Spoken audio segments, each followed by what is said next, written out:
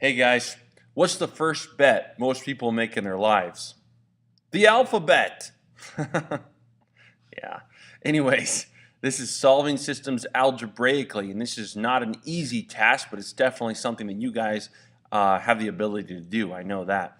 I would say it's just a little harder than solving them graphically. Your I can statement is I can solve a system of two equations using substitution.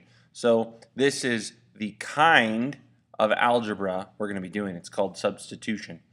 I think I'm only going to do one example for the sake of time because I want to take I want to do one really in-depth example. All right, so here's some steps. When you solve through substitution, the first thing that you should do is solve one of the equations for y. Technically, you could solve it for x as well, but I'm just going to kind of give you, there's a lot of ways you can approach substitution. I'm going to give you one way and see how you handle that, and if you handle it good, I'll give you more ways. So solve one of the equations for y. Then substitute what y equals into the other equation, and that's where I'm going to stop reading these. If you want to pause, and I'd like you to write these steps down, and then I'm going to be referring to them during the example so that you kind of know what I'm doing when. After you solve for x, you use that to solve for y. Okay, and then this, I guess I should comment on this last one. This last one's important. Check your solution with these because there's a lot of areas for mistakes, so checking it will help you identify those times you made a mistake. Okay, so here's our example. We have two equations. We want to know what is the solution, or where is the point at which both of these lines are going to intersect. Now remember, anything that can be rewritten as y equals mx plus b, oh come on pen, work. Sorry, my pen's behind. Anything that can be written as y equals mx plus b is a line. And so this, even though it's not in y equals mx plus b form, it could be easily written that way. Now the first step was solve one of the equations for y. Now one of these equations is already solved for y. This one right here, y equals x minus 1. Because of that, we can kind of skip that first step. That first step right here is taken care of. Then it says substitute what y equals into the other equation. Okay, so that's what we got to do next. We've got to say, okay, y equals x minus 1. That's what this thing says y equals. And I've got a y over here. So I'm going to substitute. This is where the word substitution comes in. I'm going to substitute what y equals in place of this y. Check this out. So I'm going to rewrite 2x because I'm not doing anything with the 2x yet. And then instead of going 3 times y, I'm going to go 3 times x minus 1 because this is what y equals. Equals and then negative 1 right here. So I just rewrote this equation right here, but I inserted what y equaled in the place of y. Okay? Now you've got one equation with one variable, solve for x. And that's this step right here. We substituted in what y equals in the other equation. Now we're going to solve for x. All right? So let's solve for x. 2x minus 3x plus 3 equals negative 1. What I did there, in case you aren't sure, is I distributed that 3 to both terms, or that negative 3, excuse me, to both terms. So it's negative 3 times x got me negative 3x, and negative 3 times negative 1 gets me positive 1. Now I just go about solving for x. I'm going to go ahead and combine these x's. 2 take away 3 is negative 1, so I have negative 1x plus 3 equals negative 1. I'm going to move this negative 3 over by subtracting it from both sides. And remember, you can think about it when you move it across the equal sign, change the sign of it. So now I've got negative 1x equals negative 1 minus 3, which is negative 4. And now we're in sort of an interesting situation. Whenever you're left with just an x or a negative x equals something, if it's a negative x, the way you can get rid of that is you can multiply everything in this equation by negative 1. In other words, change the sign of every term in the equation. So I'm going to change this from a negative 1x to a positive x equals 4. Because what I did is I multiplied everything in this equation by negative 1 to make this a positive x. So after solving for the variable, I got x equals 4.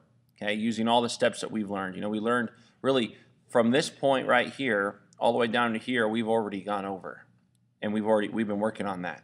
The substitution part is really just one extra step. Okay, so now that we've solved for x, use the value of x to determine the value of y. And the way you do that is you take what x equals and then you substitute it into the other equation. So y equals 4 minus 1. I'm putting the 4, because x is 4, in the place of x. Therefore, y must equal 3. So my solution point, the point of solution, would be an x of 4 and a y of 3. In other words, if you were to graph both of these lines, they should intersect at the point 4, 3, which would be right about here. And so whichever way these lines are going, whether they're coming up like this or coming down, this is where they're going to intersect, right here. Okay? But now we need to check it. And there's really two ways you could check it. The first way you could check it is you could graph both lines and see if they intersect at the point you said they intersected at. The second way you can check it is algebraically. So plug in the 4 and the 3 into both equations and see if you get true statements. Okay, so let's try that. Let's try plugging these in and see if we get true statements. I'll copy this over to the next slide. Let's try the plugging in part because I know you guys are already good at graphing, so I won't make you watch that. So we said that our solution would be 4, 3, right? So 4, 3, that should be our solution. So instead of graphing these to see where they intersect to see if this is right, we can just plug in the value. So x is 4, so I'm going to put in a 4 in the place of this x right here. And it said y is 3. Now the question is, after I plugged in these numbers, is this a true statement? Does 3 equal 4 minus 1? Well, sure, we get a true statement because 4 minus 1 is 3. So that works. Now we got to check it in over here. So instead of 2 times x, it's going to be 2 times 4 minus 3 times 3, because y is 3, and x is 4, equals negative 1. Let's see if this is right. 2 times 4 is 8, minus 3 times 3 is 9, equals negative 1. 8 minus 9 is negative 1, and negative 1 equals negative 1. So again, we get another true statement. So because both of these equations worked when we plugged in values for the x and the y value, then we know that this is indeed a correct spot, the correct spot where they intersect.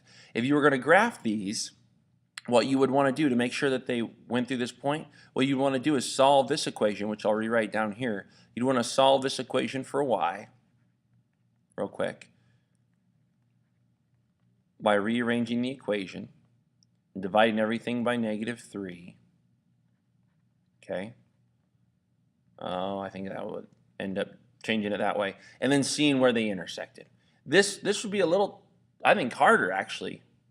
Before I said it'd be easier, but because this is kind of a weird, you don't have a very nice y-intercept or anything like that, it might actually be harder to graph it to see. So checking it algebraically is probably a superior way of checking it, because I wouldn't want to have to, fumble around trying to graph this with a y-intercept of 1/3 and then making sure it intersects at exactly this point. That could be a challenge. So checking it graphically could be a good way to go. Guys, that's all there is to it. We're going to be working on this in class as well. I hope this video is helpful to you. All right, see ya.